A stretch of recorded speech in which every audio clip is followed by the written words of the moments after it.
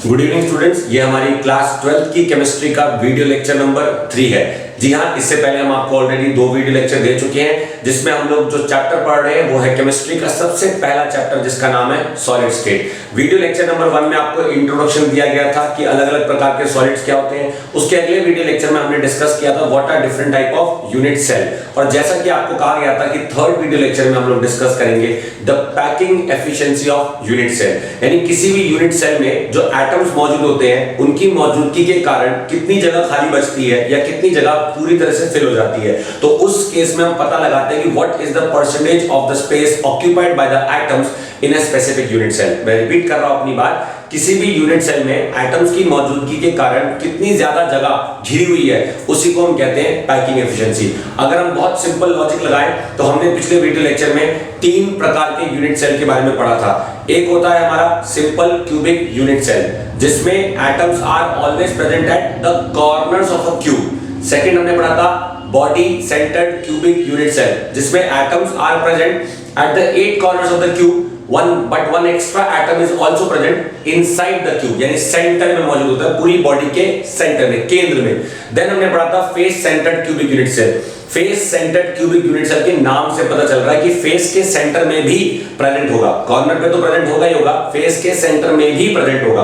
तो जो मैंने आपको ये 3 बातें बताई है, इन 3 बातों को सुनकर एक चीज पक्की लग रही है कि सिंपल क्यूबिक में एटम सिर्फ कॉर्नर पे होता है, बॉडी सेंटर्ड में एटम कॉर्नर पे भी होता है, बॉडी के सेंटर में भी होता है, फेस सेंटर्ड में एटम कॉर्नर पे तो है ही है प्लस फेस के सेंटर में भी है। तो अगर ये तीनों बातें सुनकर आप एज्यूम करें, एज्यूम क्या करना है, आपको पता चल रहा है कि face centred cubic unit cell एकमात्र ऐसा यूनिट सेल है जिसमें ज्यादा एटम्स मौजूद हैं। क्योंकि उसमें ज्यादा एटम्स मौजूद हैं तो आप सोच सकते हैं कि स्पेस भी मैक्सिमम से मैक्सिमम ऑक्यूपाई होगी। तो वही चीज हमें चेक करनी है कि कितनी स्पेस ऑक्यूपाई हो रही है, what is the percentage of the space occupied by the atoms of a specific unit cell.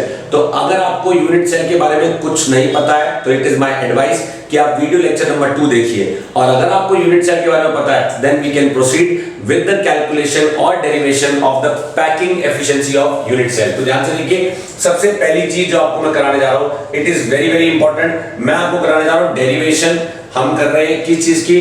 Derivation of packing efficiency. हम कर रहे हैं derivation of packing efficiency of a simple cubic unit cell. मैं जो आपको सबसे पहला टॉपिक शुरू करवा रहा हूं वो है हमारा सिंपल क्यूबिक यूनिट सेल। तो आइए जानते हैं कि सिंपल क्यूबिक यूनिट सेल क्या होता है। तो सिंपल क्यूबिक यूनिट सेल का अगर मैं बेसिक सा डायग्राम बनाऊं तो सिंपल क्यूबिक यूनिट सेल कुछ इस प्रकार का होता है जिसमें हमारे पास ये एक क्यूब है और इस तरह का क्यूब अपने आप को लगातार क्या करेगा? रिपीट करेगा। अगर आप नोटिस करें इस क्यूब के पास टोटल 8 कॉर्नर है। क्योंकि 8 कॉर्नर है तो हर कॉर्नर पे एक एटम मौजूद है। एक एटम यहां पे हो गया, एक एटम यहां पे हो गया, एक एटम यहां पे हो गया, एक एटम यहां पर है, एक एटम यहां पर है, एक एटम यहां पर है, एक एटम यहां पर है और एक एटम यहां पर है। तो अब आप सोचिए, क्यूब में एटम मौजूद है या एटम में क्यूब मौजूद है?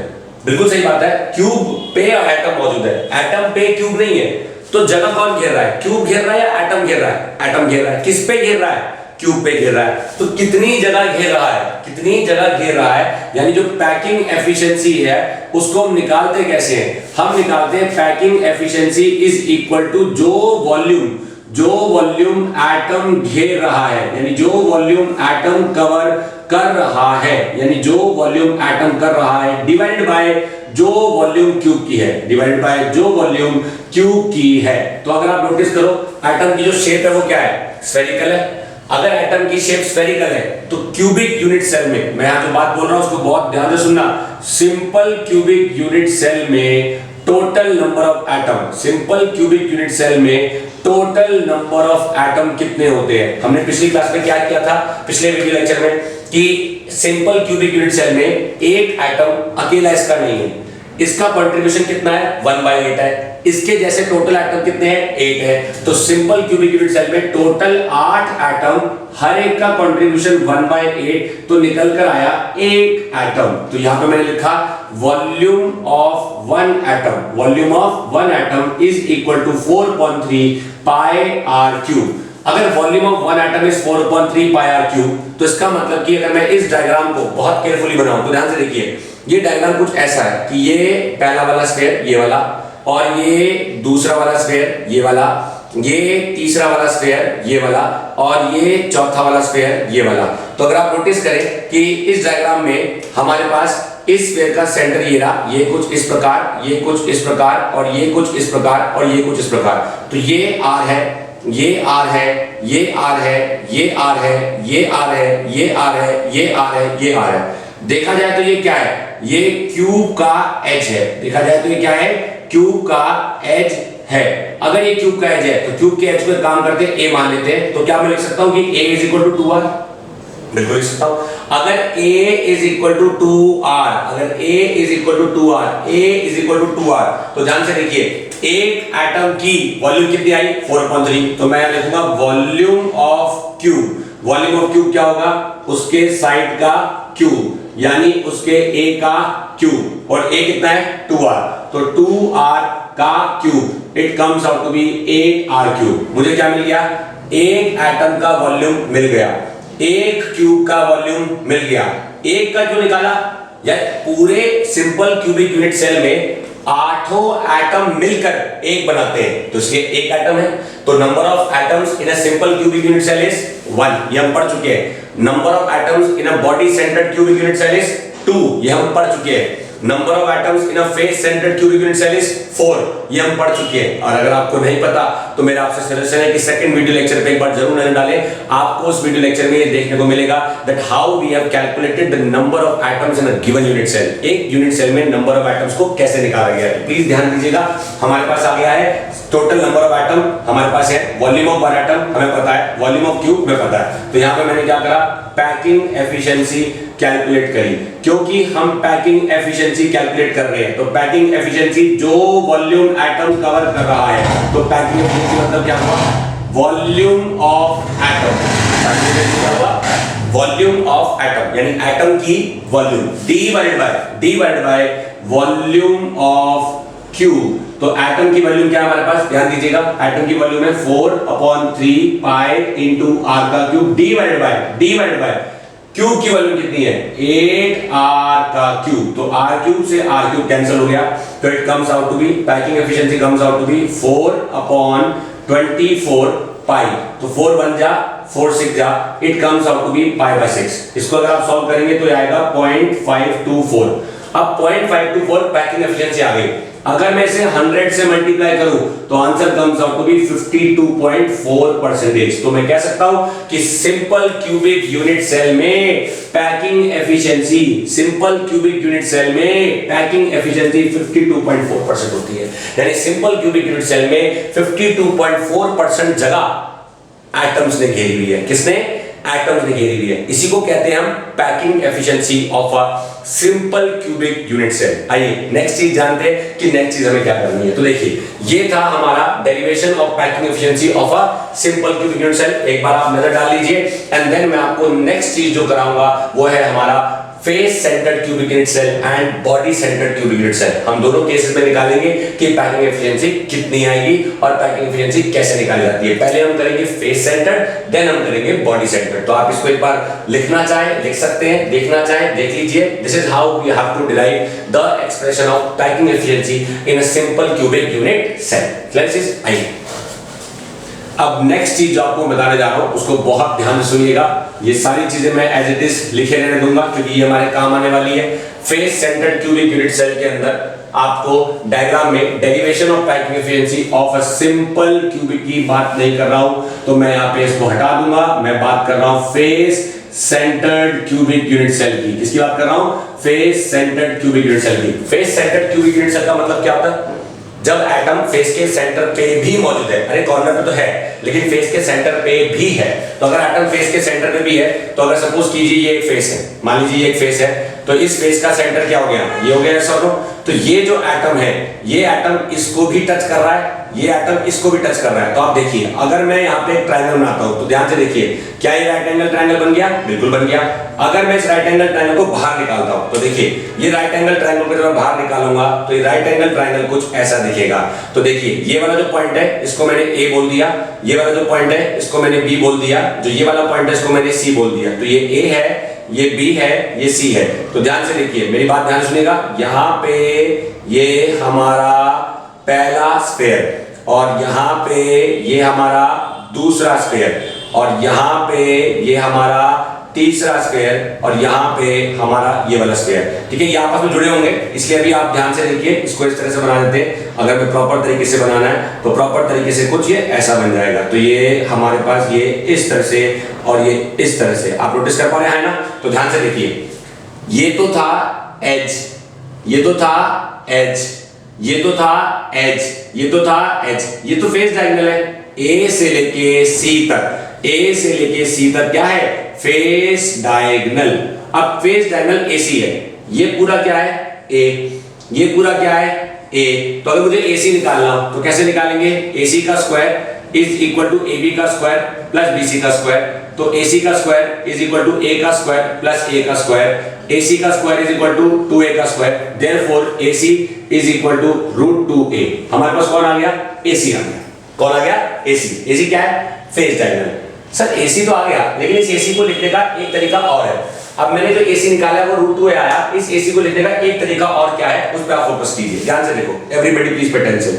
ये रेडियस है r, यहां से लेके यहां तक क्या है? 2r, और यहां से लेके यहां तक क्या है? r। तो कितने r टोटल? 4r। हम यहां पे लिखेंगे also AC is equal to 4r, therefore 4r is equal to √2a, और हम कह सकते हैं कि A is equal to 4 upon √2r। तो मुझे क्या पता चल गया? मुझे क्यूब का एज पता चल गया, क्यूब का एज पता चल गया, क्यूब का एज लेंथ। अब क्योंकि क्यूब का एज लेंथ पता चल गया है, तो जो वॉल्यूम क्यूब की है हम वो पता लगा सकते हैं, जो वॉल्यूम एटम कम कर रहा है वो पता लगा सकते हैं। Face centred cubic unit cell में नंबर ऑफ एटम क्या होते हैं? ये देखिए यहां मैं बता रहा हूं आपको, ये देखो, number of atoms in face centred cubic. तो ध्यान से देखो, 8 कॉर्नर, हर एटम का कंट्रीब्यूशन 1/8, और टोटल कितने फेस? 6 फेस, हर फेस के एटम का कंट्रीब्यूशन कितना? 1/2। तो 2 3 जा 8 कैंसिल, तो 3 + 1 इज इक्वल टू 4 एटम होते हैं किसमें? एफसीसी में। तो सर पैकिंग एफिशिएंसी निकालें, तो ध्यान से देखिए जो बात मैं आपको बताने जा रहा हूं। Packing efficiency is equal to total 4 atom, हर एटम का volume 4/3 πr³ divide by cube का वॉल्यूम। क्यूब का वॉल्यूम क्या होगा? a का क्यूब। तो ध्यान से देखिए 16/3 into πr³ divide bye a का क्यूब। a क्या था? 4/√2 into r का क्यूब। तो देखिए 16/3 पाई into r का क्यूब डिवाइड बाय 4 4 जा 16, 16 4 जा 64, √2 हमारे पास कितना आ गया? 2√2 और r का क्यूब कैंसिल। ध्यान से देखिए क्या है हमारे पास आया 16 π/3 मल्टीप्लाइड बाय 2√2/64। 16 1 जा 16 4 जा, ये आ गया हमारे पास 2√2 π/4 3 जा 12, 2 1 जा 2 6 जा, that comes out to be √2 π/6। आप ध्यान से देखिए, इसको अगर हम सॉल्व करेंगे तो this comes out to be equal to 0.74। Solve करके देखेंगे आपको पता चलेगा, this comes out to be 0.74। 0.74 को जब 100 से मल्टीप्लाई किया तो answer comes out to be 74% is the packing efficiency. किस चीज की पैकिंग एफिशिएंसी? ऑफ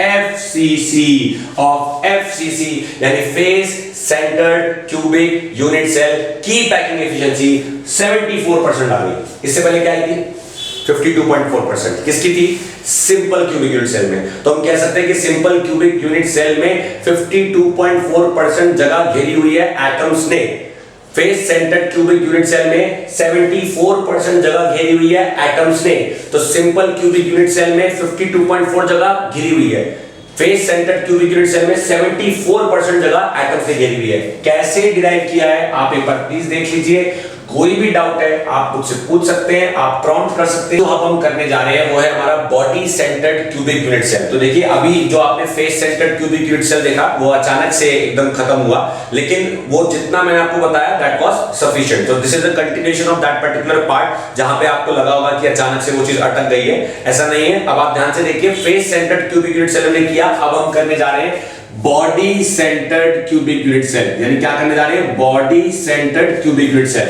तो body centred cubic unit cell कैसा यूनिट सेल होगा, सिंपल, वो यूनिट सेल जिसके बॉडी के सेंटर में एक एटम मौजूद होगा। तो ये देखिए मैंने यहाँ पे डायग्राम बनाया है आपके लिए, और आप ध्यान से देखिए पूरी बॉडी के बीचों बीच एक एटम है। तो अगर मैं इसको इससे और इसको इससे ज्वाइन करता हूं तो ये बॉडी डायगोनल है, ये बॉडी डायगोनल है, और ये तो एज है। तो व्हाट अबाउट दिस, ध्यान से देखो, ये नीचे वाले फेस के बीच वाला डायगोनल है, तो इसे कहते हैं फेस डायगोनल। अगर मैं इसको P कहता हूं, इसे Q कहता हूं और इसे R कहता हूं, तो ध्यान से देखो ये ट्रायंगल मेरे पास कुछ इस प्रकार बनकर आया। This is P, this is Q, this is R, QR क्या है हमारा, फेस डायगोनल। QR क्या है हमारा, फेस डायगोनल।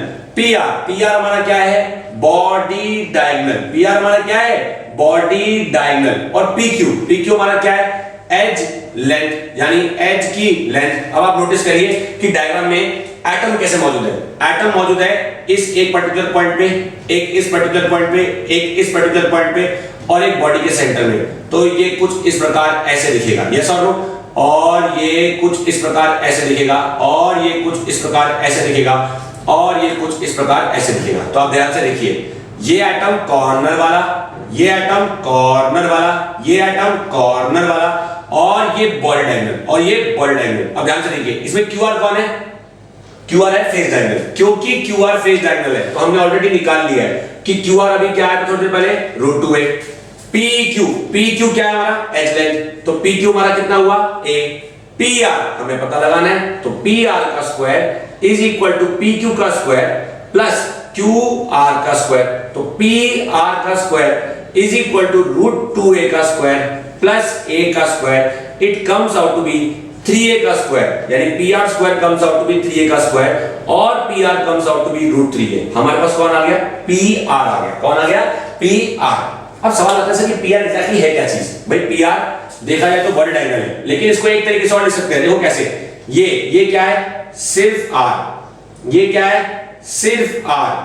ये देखो, ये क्या है, ये है 2R। तो कितने R, 4R। यहां पे लिखूंगा मैं, also PR is equal to 4R। तो देयरफॉर एक PR हमने ये निकाला, एक PR हमने ये निकाला, तो therefore 4R is equal to √3A। और हम कह सकते हैं कि A is equal to 4 upon √3R। तो मुझे क्या मिल गया, मुझे क्यूब की एज लेंथ मिल गई। मुझे क्या मिल गई, क्यूब की एज लेंथ। अब करना क्या है, अब कुछ भी नहीं करना, पैकिंग एफिशिएंसी निकालनी है। पैकिंग एफिशिएंसी मतलब जो वॉल्यूम एटम कवर कर रहा है। BCC body centred cubic unit cell में कितने एटम होते हैं, 2 एटम, 8 कॉर्नर पे, एक बीचों बीच, 8 के 8 मिलकर बना रहे हैं एक, और एक बीच में, टोटल कितने हुए, 2। तो ध्यान से देखिए, पैकिंग एफिशिएंसी जो मैं बोल रहा हूं उसको ध्यान से सुनिएगा। Packing efficiency is equal to 2 atom, हर एटम की वॉल्यूम डिवाइडेड बाय क्यूब की वॉल्यूम, यानी 4 अपॉन √3R का क्यूब, या सिंपल शब्दों में कहें तो साइड का क्यूब। मैंने साइड का क्यूब कर दिया। तो ध्यान से सुनिएगा, जो बात बता रहा हूं, 2 4 जा 8 upon 3 into pi into R cube. तो 2 को 4 से मल्टीप्लाई किया तो 8 आ रहा है यहाँ पे, 2 4 जा 8 अपॉन 3 पाई R cube divided bye 4 upon √3R cube. तुम्हारे पास आ गया 4 अपॉन √3 इंटू R क्यूब, क्योंकि A का क्यूब कर रहे हैं, वहां तो हमने किया R क्यूब से R क्यूब हमारे पास कैंसिल। लेकिन देखिए एक मिस्टेक हुई है यहाँ पे, ये होल क्यूब है और ये होल क्यूब है, तो इसको बाद में काटेंगे, पहले इसको क्यूब करते हैं। 64 √3 का करेंगे 3√3 एंड R क्यूब, क्योंकि ये A था ना, A का क्यूब क्लियर हो गया आया, तो R क्यूब से R क्यूब अब कटेगा। तो देखिए क्या आया, 8 अपॉन 3 इधर पाई मल्टीप्लाइड बाय 3√3 अपॉन 64, 3 से 3 कैंसिल, 8 से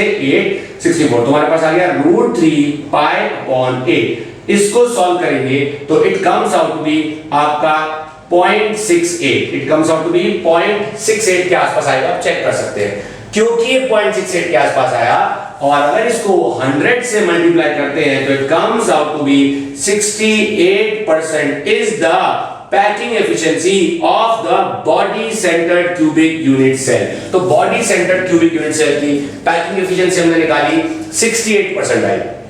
इससे पहले हमने सिंपल क्यूबिक यूनिट सेल की पैकिंग एफिशिएंसी निकाली थी, 52.4% आई थी। उसके बाद हमने face centred cubic unit cell की पैकिंग एफिशिएंसी निकाली, 74% आई।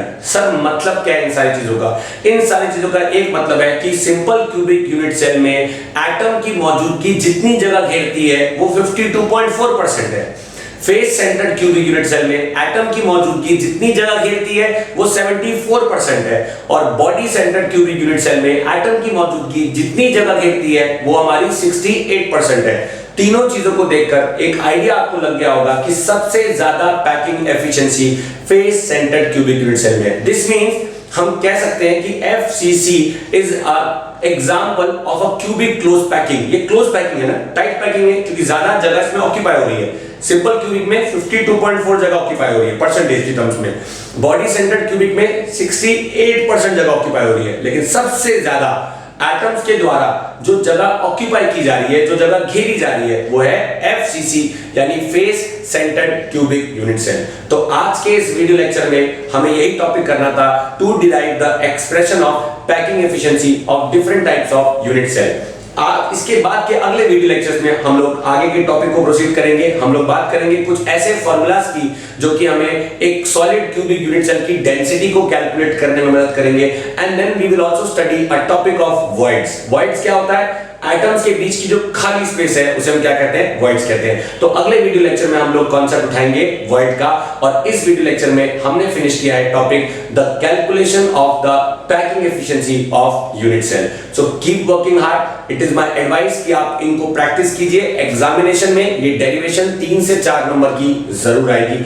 फिर भी आपको कोई डाउट आता है, you can always reply to our messages, you can always reply to our videos via your message, and at the same point of time it is my advice that please keep working hard. Thank you, keep watching the video and share it with your maximum friends. Thank you.